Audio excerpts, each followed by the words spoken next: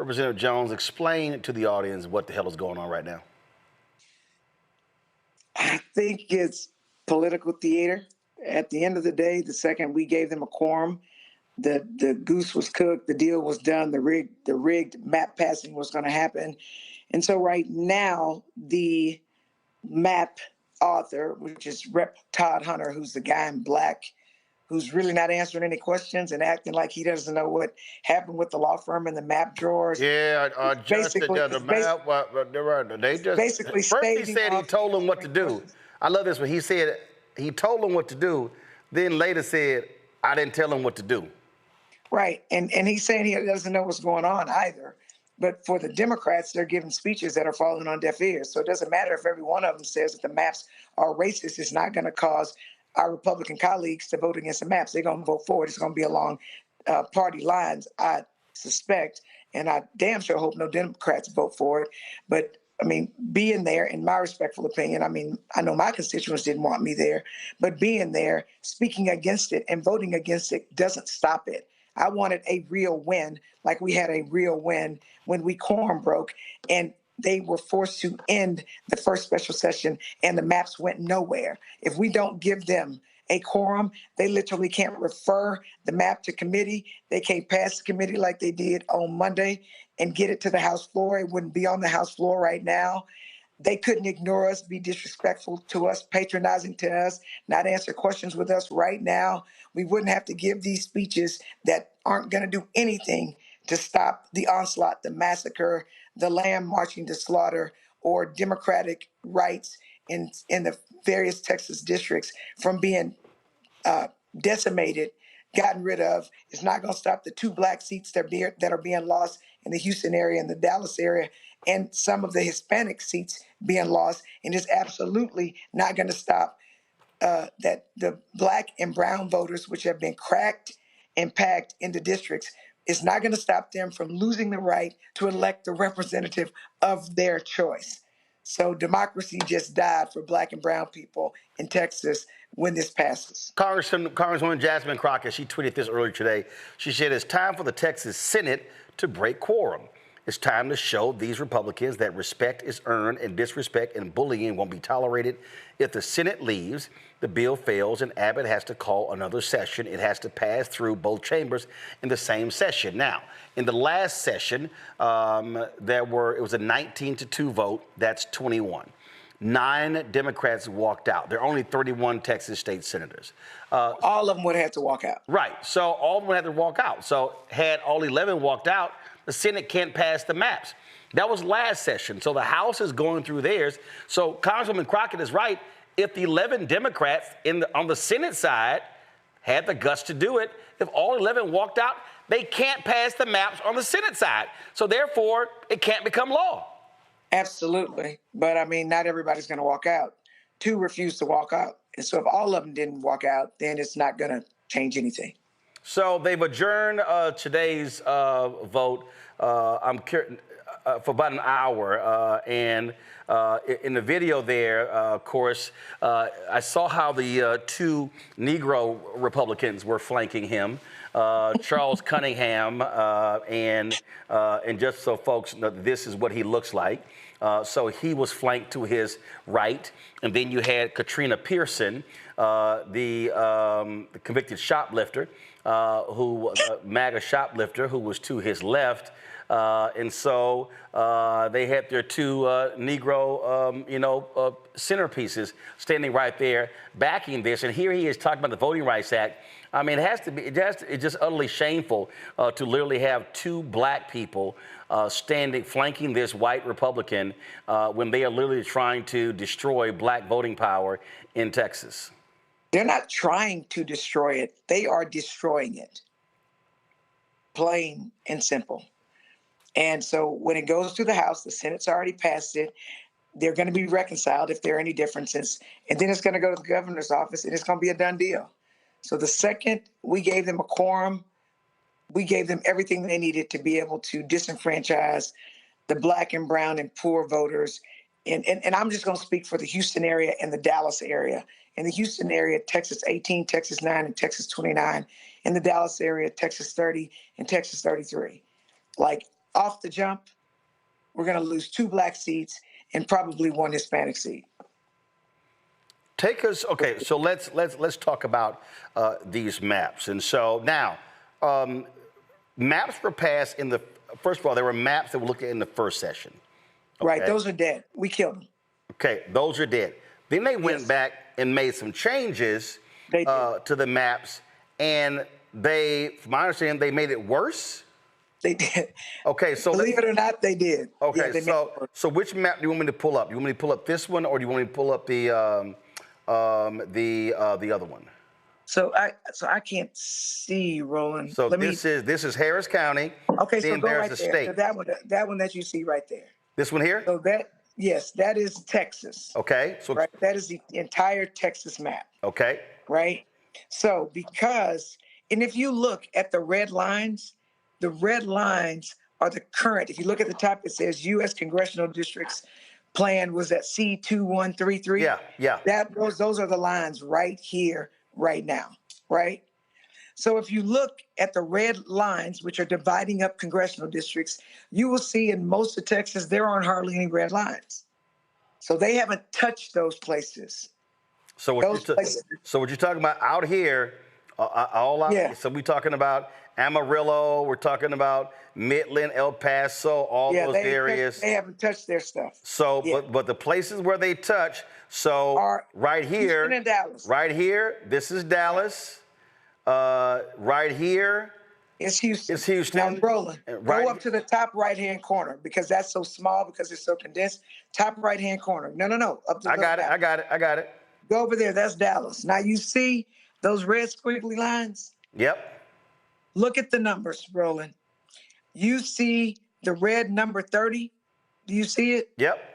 Which is Dallas. That is what Jasmine Crockett currently represents. Yep. The black number 30 is what it's going to be afterwards. So it's the blue part. So if you look at the red lines where it says a red 30, look at the lines, trace it like you're in elementary school. That is 30. So you will see there's some yellow in there now where the blue is, like the blue is there, cutting that out of it. So the only thing that's red, that's 30 now under the black is like where you see the blue stuff. Mm-hmm. They've totally made it different. If you look at the current 33, find the red number 33. Where is it? Right. It's all the way over to the left. Yeah, right. It's right there. Right. That's currently Mark Vesey's seat. Now go to the black part, the black 33. That's where they moved it to. Right there, the center part where that yellow is. Right. So they've just changed it. So they flipped 33 from Tarrant County to Dallas County. Yes. And Mark Vesey is strong in Tarrant County. They also moved Jasmine Crockett's house into 33 as well. So if you go down, Roland, to Houston, I think you'll see 9, 8, right there. If you look at the red 9, you see how it's down low? Mm-hmm. Right? Look where the current 9 is, all the way up to the top to the right. Wow.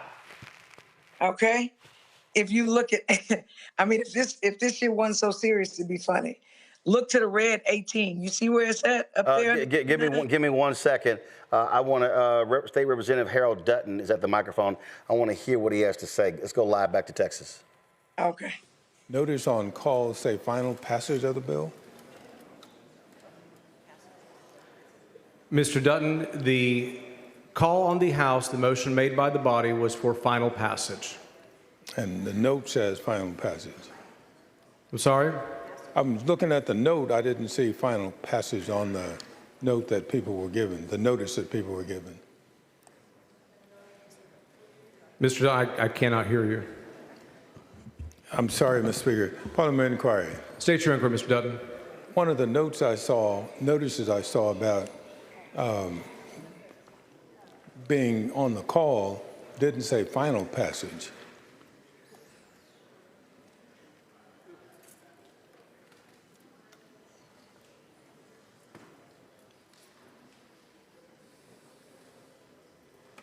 The call was made, the motion by the body was until it's finally completed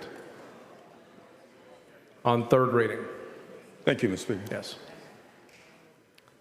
Mr. Hunter for a motion. Mr. Speaker, I move to direct the chief clerk, when engrossing HB 4, to incorporate into Article 2 of the bill the text of the census geography for each district that describes. Let's go back to Representative Yolanda Jones here. And so we'll be monitoring what happens there. And so you have described this as diabolical and surgical. And racist. And racist, obviously. And so, and so when you listen to them say, oh, well, we work this law firm, the reality is Republicans have these law firms that are using algorithms. And we saw this in Wisconsin several years ago, where they're using the algorithms to sit here and draw these districts. I forgot the Republican who was the leader of this. He died. His daughter, who was progressive, turned over his computer to actually show how diabolical these folks are when they are drawing these lines. And we've seen them do this in Wisconsin, in Georgia, in North Carolina. And so this is their national plan of what they're doing. And what they are hoping and praying, they're hoping and praying that the Supreme Court will not invalidate these districts based upon Section 2. But here's what we know. Even though this is a right-wing Supreme Court, and again, they could always flip, well, they rule unconstitutional the maps in Louisiana. They rule unconstitutional the maps in Alabama. They just ruled again, the Fifth Circuit Court of Appeals ruled the congressional maps in Louisiana unconstitutional. The state maps in Louisiana as unconstitutional. So these Texas Republicans, and now they're trying to play the game. Now they're saying, oh, no, Representative Jones, we're doing this for partisan reasons. But in the very proclamation from the governor, he cited the Trump letter saying that the districts, the seats were drawn, they were unconstitutional because of race. So what's hilarious is the Trump people threw that out. Then they went, oh, shit, hold up. Damn, that's right. Racial gerrymandering is illegal. No. We're doing it because it's partisan. Yeah, but it's that they're actually stupider than that. So, yes, the DOJ letter says racist. But at the first hearings, those sham hearings? Yep. All the Republicans testified, all the Republicans who were on the committee literally said, including the chair of the redistricting committee, Cody Vasut, because, I started off on the committee, I stepped down. He said the only reason we're having these hearings is because of the DOJ letter. That's all they said. We don't know why. But this is the same guy who later said it had nothing to do with the DOJ letter. Yeah, no, but for the first 3 hearings, and look, if you paid attention to the hearings, you will see some interchange between Congressman Crockett and I. Both of us are lawyers. Both of us graduated from the University of Houston Law School, and we played them like a funky piano. We got it on the record of them saying exactly why they were having these redistricting racist maps. So they already said it. And in my mind, I was thinking, damn, they stupid. Like, it's lawyers up here. Why are they saying that? Because racist redistricting is unconstitutional. Somebody got to them and said, don't say racist, say it's political. Then next thing, so they got their little talking points, they got their little marching orders, and now they're saying, no, it's political. No, it's political. Well, guess what? All of the redistricting hearings, even if they were kangaroo court ones, are coming in as evidence. Y'all already put y'all's foot in y'all's mouth. So you going back now and lying now isn't going to change them lies you said at the beginning. So were you lying then or are you lying now? So anyway, if I was a trial lawyer in that case, I would love to put Todd Hunter on the witness stand. I would love to put Cody Vasut on the witness stand. I'd love to put all those people on. That's Todd Hunter, by the way, on the witness stand. Well, and he was complaining about, well, y'all are suing me on the 2021 maps. And the same Republicans were in court saying the 2021 maps race was not a factor, but then the Trump DOJ says it was a factor, and the Republicans go, "Oh, you're right, it is. We got to withdraw. We got to redraw them." They were literally in court saying, "No." They were defending. They were defending the current maps. Exactly. So they didn't have. Again, my mother always told me, "Yolanda, don't be surprised when white folks white." That's just what she told me, right? because this country is built on white supremacy, they're used to getting their way. They're used to saying everything and everybody saying, yes, massa, whatever you say. And so from a legal perspective, they've already caused themselves difficulty in the case, because I went to the redistricting hearings and I questioned people and I asked my colleagues. And in fact, I believe they changed the rules, because I was asking my colleagues questions initially to get them to say things on the record. And at some point, by the time I went to the second hearing, they were like, oh, you can't ask your colleagues questions because you're not on the committee anymore. So it's like y'all just changing the rules in the middle of shit. But it doesn't matter. I love that I'm a lawyer, and I'm glad that I got a public school legal education. But we have enough on the record. If the Supreme Court is inclined to defend the Voting Rights Act, the evidence is there. But again, they were saying one set of facts, fiction, when the redistricting hearing started, and now they're on another one. They've been whipped into line. And you, for the most part, you ain't seen no black people when the Republicans were giving their little speeches, and they were condescending and patronizing and not respectful. But I mean, Katrina is a Republican. Charles is a Republican. So they're standing with the Republicans. And so, again, Democrats in Texas are hinging all of this on a legal fight. And the point that you have made, and the point that I agree with, is the most guaranteed way for these maps never to become law is to never give them a quorum, whether in the House or the Senate. Right. And I sent you something, Roland. You'd have to find it. It's some graphs. And if you could, I'm good. Come on now. I'm good. Come on, let's go. Oh, okay. Because I was just going to show you what I'm they good. did to CD9 and CD18. Okay, go ahead and explain it before I go to my panel. Go ahead. So when you look at the maps for CD9 and CD18, hold on, I'm going to pull it up right here. It's called a 340 report. And what a 340 report is it tells what the districts are going to be when they finish. So if you go look at CD9, for example, of CD9, hold on.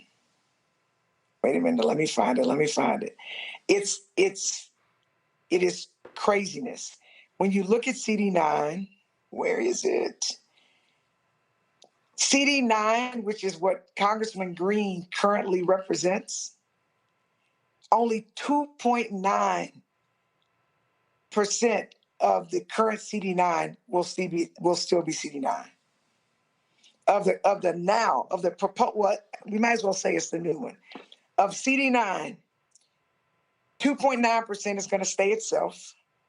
They are pulling 43.7% of CD29 and putting it into CD9. CD29 is what Sylvia Garcia said. Remember that 9 was way up to the top now? Yeah. So 43.7% of CD9 is coming from 29, and 40.7% of the new CD9 is coming from like either Wesley Hunt or this other guy named. In either case, they're white Republicans. So that's what Congressman Green will be left over. Yep. If you go to CD 18, which is where Congressman Turner was, CD 18 is keeping only 25.8% of its current self. They are taking 64.5% of CD 18. So go to the 18 on the left. And 64.5% of CD 18 is coming from Congressman Green's. So for the most part, they've collapsed it, but they've moved it down. They're taking 8.2% of the new CD 18 from CD 29, which is where Sylvia Garcia is. So CD 18 looks nothing like it used to. And if you look at CD 19, if you look at 19 is keeping 100% of itself. So they're not screwing with CD 19. Right. This is a hot mess, and it's racist. Absolutely. So look at those numbers. It's craziness. It's freaking craziness. State Representative Jolanda Jones, we appreciate it. We'll see what the next salvo in this battle is. Thank you for having me, Roland. Thank you for showing people what is with facts and receipts. All right, we appreciate it. Thanks a lot. All right, thank you. My panel, Rob Portillo, Civil Rights Attorney, Communications Director for Congressman Jonathan Jackson, joining from Atlanta. Mondale Robinson, Principal Black Male Voter Project, Mayor, Enfield, North Carolina. Yasmin Neal, a Georgia State Representative out of Atlanta. Yasmin, I want to start with you. Listen, y'all have to go through this here, and you're a little bit different in Georgia in that Republicans don't control everything like they do in Texas, but it's damn near close. And again, what we're seeing is this is the real deal. They are scared to death of losing the House next year. They know their policies suck. They know, look, you've got companies that are filing for bankruptcy. You've got companies raising prices. Energy prices are up 10%. We could talk about gas, eggs, and everything. And so the Republicans are like, so there's some 35 vulnerable Republicans, and they're like, yo, we got to sit here and create some type of advantage. The DCCC put this list out right here of saying 2026 districts in play, and they're trying to protect as many of these seats as possible because in their mind, they think they're going to lose anywhere from 10 to 12 seats next year. So if they could steal seats in Texas, Indiana, Florida, there's a couple other places, Missouri, they're trying everything they can because they know it's going to be hard to run with these Trump policies next year. Absolutely. Thank you for having me. So I think other states tend to be very, very volatile for this reason. We have had our fair share of fights in Georgia, but recently it hasn't been as volatile as we're seeing in the Texas and Tennessees of the world. And I think it's only going to get worse. Unfortunately, across this nation, to your point, like you just mentioned, they're going to continue to try to change maps in different states. And on the flip side, the Democrats are starting to do the same. They're starting to reevaluate if they're going to start changing their maps, and those conversations have started already. So going into this next election is actually going to be very interesting, and we're diving into the unknown now. I have never in the history of this country seen this play out in this way. So we are actually diving into the unknown. I cannot predict what's about to happen, but I do know, to your point, that maps across this nation are about to change. I'll say this here. I won't say, Mondale, that this is the unknown. In fact, if we actually go back to history, we have seen this. We saw this in North Carolina. We saw this during the period of the end of Reconstruction. And so this is history repeating itself. What you have is you have direct attacks on black representation. And what they want to do, Mondale, and you're there in North Carolina, and what Republicans have been doing in North Carolina, and everything in North Carolina, which now we're seeing nationally, goes back to 2008. Everything goes back to 2008. North Carolina, Obama wins that state by 14,100 votes. North Carolina used to have awful voter turnout. It dramatically improved in 2008, and they said, oh, hell no, we can't have this.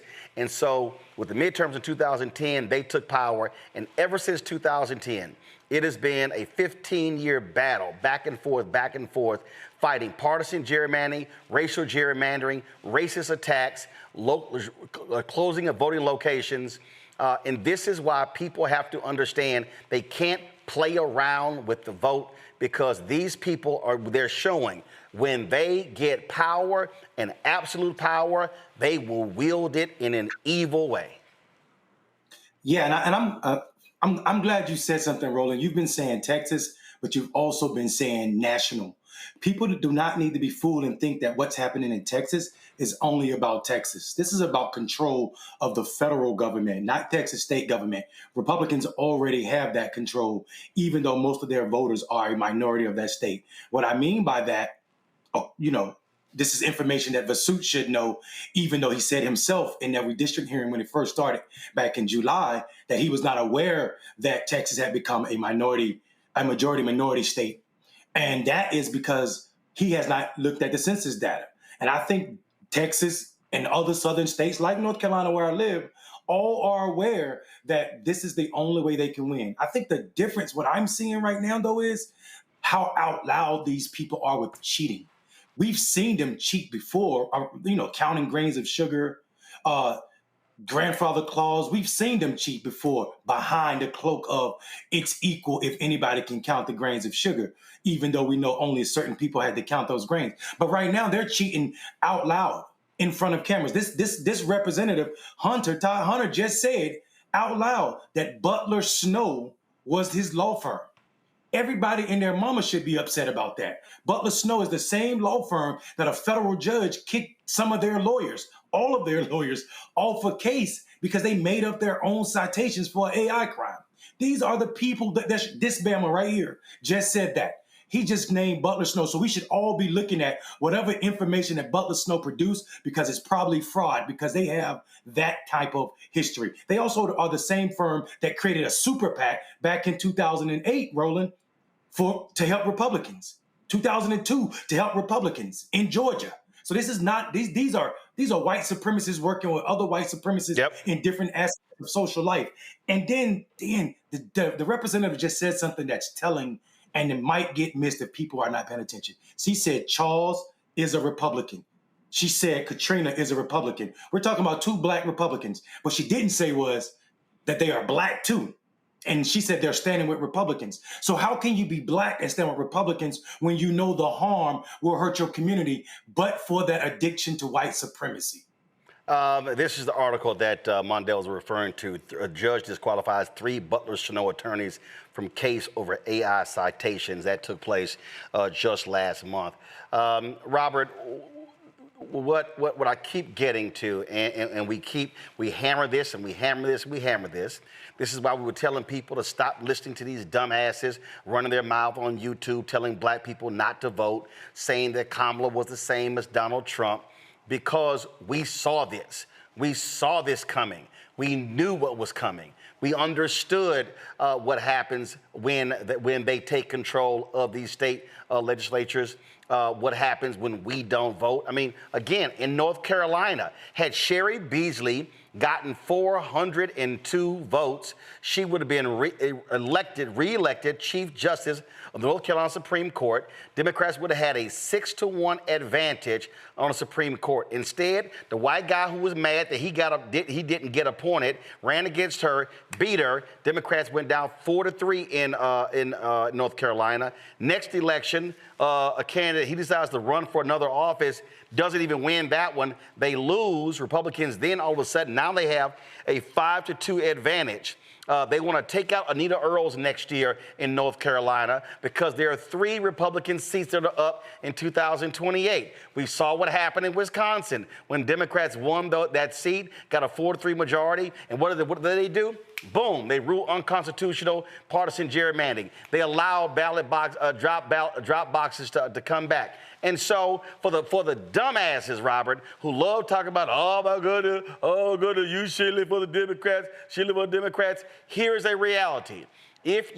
More likely than not, if you have a Democratic opponent, U.S. Supreme Court or state Supreme Court, you're likely going to have fair maps, no racial gerrymandering, ending partisan gerrymandering, and you're going to have greater access to the ballot box. That ain't white, that ain't black, that ain't Republican, Democrat. That's a fact. And so if I care about our people voting, there's no way in hell, Robert, I'm going to consider voting for a party or an individual that reps a party that wants to keep my people from voting. Look, Roland, one of the things I think people need to remember is this was all written down before the election. None of this is new information. Yep. All of this, every single page of this is in Project 2025. I have to walk past military Humvees and MRAPs on my way to and from work every day. That is page 555 of Project 2025, the 3rd paragraph down. Taking over state elections, redistricting. That's like 3 chapters into Project 2025. If you want to know what's going to happen next, just read the rest of the damn thing they put out and told you they were going to do. Nothing is new, nothing is surprising. And they didn't even try to trick you. They just knew that if you want to hide something from black folks, put it in a book and then send out some rappers and some entertainers to keep their attention away. Where are all those people who were talking about Kamala wasn't black enough? Where are all those folks at? Where are all those people who said they voted for Trump because Haitians were eating all the dogs and cats, and that's why it was important for them to support real foundational black Americans and ADOS and all that stuff? Where are those people at right now? Well, we are going to lose the right to vote for potentially a generation, because realize this is just a continuation. They're chipping away at the voting rights Act of 1965, turning into basically a dormant law, meaning it's still on the books. They didn't overturn it. It just has absolutely no meaning, no power, and no impact going forward. At this point in time, we can only, in the most vague sense, call ourselves a democracy, because we literally have openly politicians picking their voters as if it's a raffle or a rally, or they're on the pickup basketball court. They're saying, I want those voters over there, because they will keep me in power. We're not in a representative democracy where the people come together, and if you want more people to vote for you, put policies in place that will get more people to vote for you. You simply draw a line and cut out the people who don't support you. So we need to hold these folks to account and help them to understand, come 2026, the reason they are running scared is if Democrats get control of the House of Representatives, that means on day one, articles of impeachment get filed against Donald Trump. That means on day one, you're going to change the chairmanships over so you can have actual oversight hearings where you can actually pull these people in. You can actually have an understanding of just how deep the Trump corruption goes. On day one, you can start, if you take the Senate, being able to defer these Trump nominees, pushing through new budget items, and getting ready to win back the White House in 2028. Donald Trump understands the entirety of his presidency hinges on maintaining power in 2026. The only way you make these changes he's made permanent is by them maintaining the House and getting a bigger majority in the Senate in the next election. And we need to hold these folks accountable. And we need to come together and realize that if you support tanks in the streets of D.C., they'll be in a city near you soon if they win in 2026.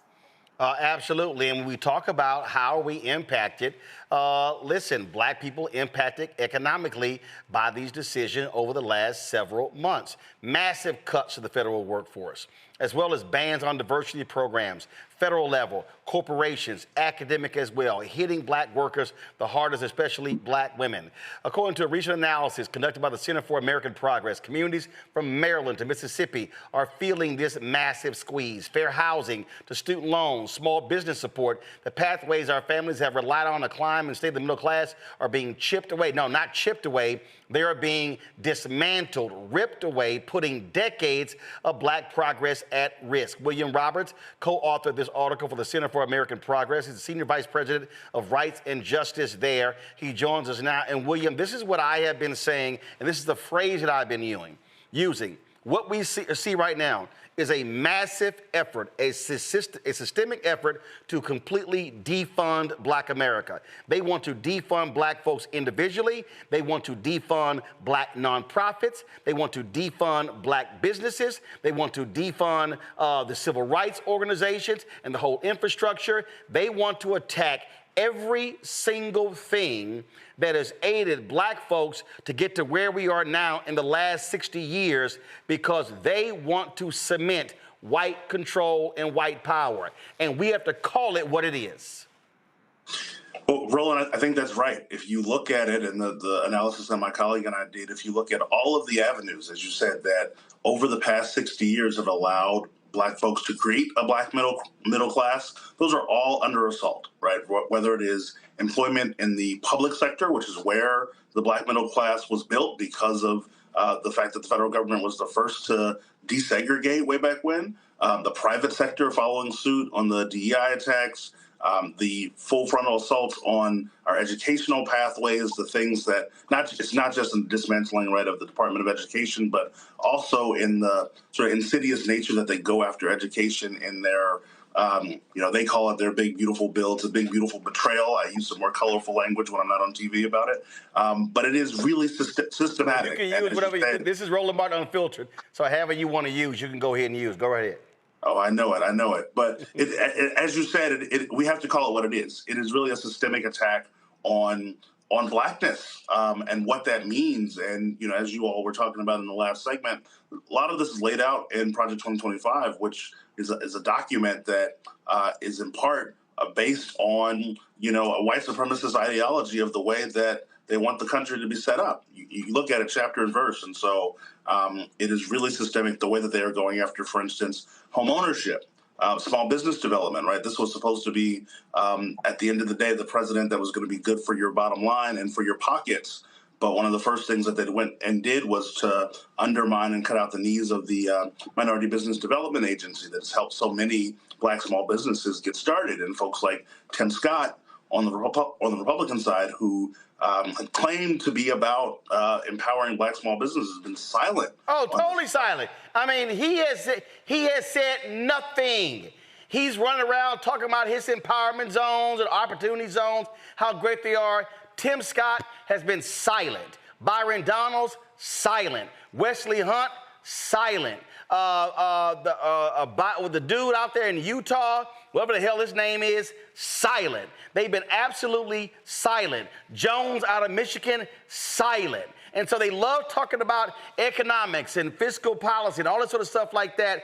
But Donald Trump is on record. They're on record. They want to get rid of the $37 billion DBE program as well. Silent. And so what you have is, that's why I call them the help. That's all they are. They are the help. They are there to stand next to him and to give him some Black flavor and a little seasoning when he needs them, but they are silent on these issues, and that's why I have zero respect for any of them. It's quite frankly a betrayal for our communities, right? And if you go back to the way Donald Trump was selling himself in this last election, of course we have to cut through the racist nonsense and the noise of immigrants taking Black jobs. He would put himself in front of communities like the community I grew up in West Philly and say to folks, well, the economy isn't great for you. And so, you know, Democrats are taking your votes are taking advantage of you, taking you for granted. And so, you know, I've got a economic policy playbook that's going to work for everybody, no matter where you are. I'm about jobs, et cetera. But that's not what it's been about for our communities. And when you erode, undermine, and intentionally destroy those pathways, not just that get people to the Black middle class, but keep you there, it really is about intentional systematic destruction. And you have to remember that for Black middle class families, no matter how much wealth you accumulated, the wealth is still tenuous, right? Like lots of research over many years that show that there's less security of Black middle class folks than there are of our white counterparts and otherwise. And so these are pathways that were about traditionally about hard work, about earning it, et cetera, all the bootstrapping language that you would hear on the right for many generations. But what we've seen since he's come back into office, and certainly since his Republican majorities in Congress have been slashing through these things, is continuing to slam the doors of progress. And as you said, it's not just in a vacuum. If you couple it with the unprecedented attacks on our civil rights protections, both the legal civil rights protections from the Civil Rights Act, the DEI policies that followed in the public and private sector, voting rights, et cetera, you see that it is a systemic attack on the protections that have that were moving us toward a multiracial democracy, right? Like we know realistically, post-civil rights, we were still moving toward a multiracial democracy. We had not arrived. We had earned a bunch of protections and policies put in place, but we had to keep them there. And they have been undermined from the beginning, right? From the 60s on. And so this is part of a long history on the right of trying to undermine these protections in an effort really to take Black folks out of these spaces. And what we have to, and what I keep trying to get folk to understand, and I say this as well, and that is this generation has to recognize that the previous generation, they fought the fights. Folk now got to step up. You can't tweet your way out of this. You can't Facebook, TikTok, Snapchat your way out of this. This is literally where folk are going to have to go old school. And this is where I keep saying they got to get off their asses and they got to walk blocks. They got to walk precincts. They got to go door to door. And again, if there's anybody Black, Umar, or any of these fools who say voting don't matter, we got to have black folks to tell them, go to hell because you're full of shit, because the reality is there is nothing in our society, nothing that is not connected to political power. Absolutely and completely, right? And that is that's sort of the biggest lie the devil ever told was convincing you that it didn't exist, or whatever the quote was, right? Like the notion of telling our communities that voting is disconnected to their power, reinforcing folks who believe that they have no power, that they shouldn't vote. All of the things going on, right? I'm in DC as well, so I see the tanks and the MRs on the street and folks patrolling. All of what's going on is tied to political power, and for folks who are on the political left, and black folks especially, we have to like dispense with the whatever discomfort we had with talking about voting and democracy as an exercise of political power, because on the right, for generations, right, they have been very clear about the ways in which they are going to move the courts, move the policy processes to gain political power to do the things that they want to do, which is what they're doing, living out Project 2025. And on the left, we've been uncomfortable for some reason talking about voting and getting engaged in the ways that you're talking about civically and politically, and the policy process as an exercise of power in order to get to a place where we can deliver things for communities. We got to get serious about it. Absolutely. William, I certainly appreciate it. Thanks a lot for this report.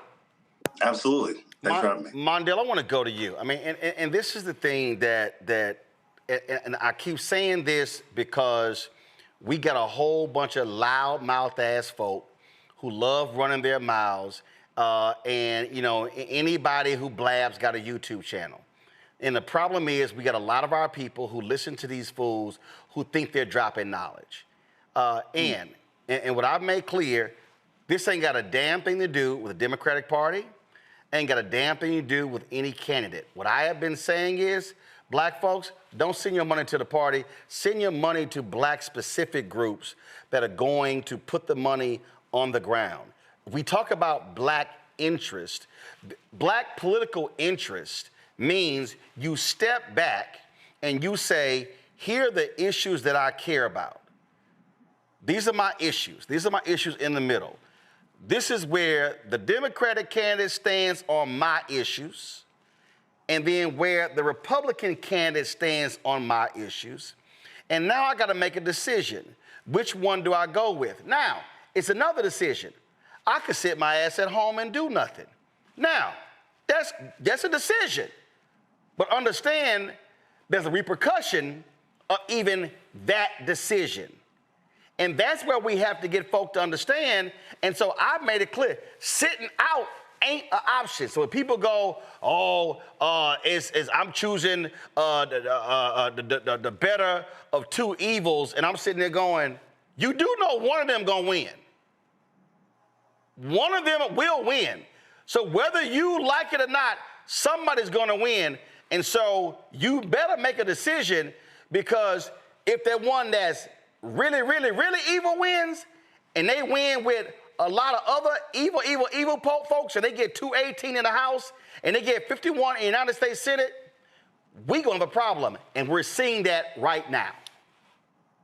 Yeah, listen, let's be clear. Whenever we have an election and the couch gets more votes than either of the candidates because of the stupid ass people like you name, and I think we should be clear. And Roland, I want to say this, and not in contradiction to what you just said, because it's true. We definitely need to be supporting Black-led groups, Black-founded groups that are grounded in our community. But we also need to be true. I defend the Democratic Party. I am not shilling for the Democratic Party. Look at the other option, bro. If Republicans don't want me defending Democrats, then they can't show up defending white supremacy.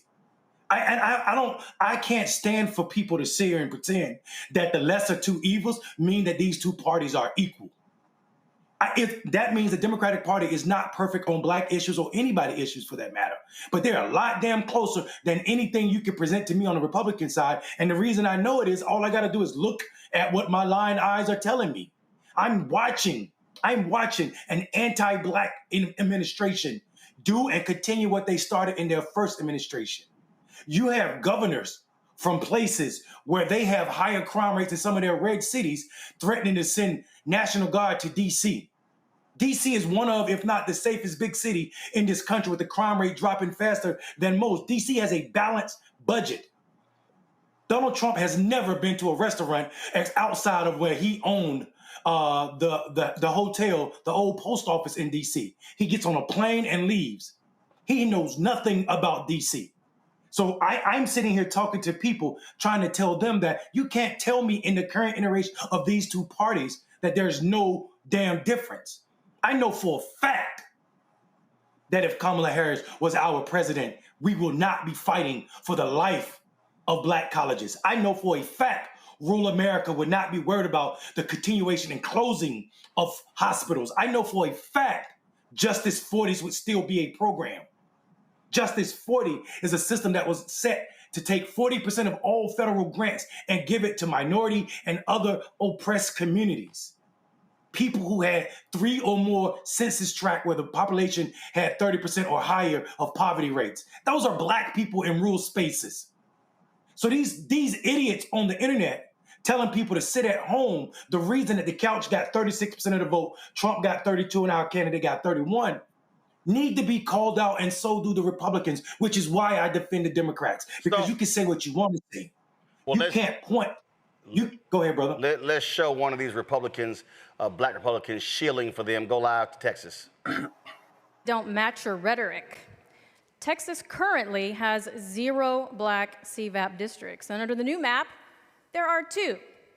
Now, I haven't been to 3rd grade in a really long time, but when you go from 0 to 2, that's an increase. Or perhaps you're using liberal logic. I have heard repeatedly that these maps are gerrymandered, but that doesn't fit the narrative either. That's just spin. Because in many parts of the state, the map eliminates gerrymandering. They emphasize compactness in whole counties and whole cities. Political performance isn't just legal, it is fair. And it reflects the voters of the state of Texas. The reality is, the opposition is complaining that we are ungerrymandering the gerrymandering. Another complaint that I've heard is that we're silencing public input. But let me be clear. I sat through over 46 hours of public testimony. I listened, I traveled, and I heard the voices. And those voices are reflected in this map if you actually look at the map. But I understand the frustration. My colleagues on the other side of the aisle, they're struggling right now. Because the fact is, President Trump won Hispanic voters in the state of Texas.